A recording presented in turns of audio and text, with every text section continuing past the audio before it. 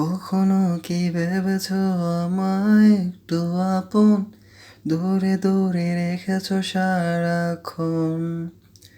রাতেরও আকাশে যখন বৃষ্টি বাদল গর্জন, আমারও মনের ভিতর তুফান। আমি শুরু থেকে জানি তুমি হবে না আমারই, তবু আমি পাগল হয়েছি তার কারণে। যেন আকাশ ভরা তারা, লাগে না গো ভালো, সব যেন কালো মেঘে ঢাকা পড়েছে।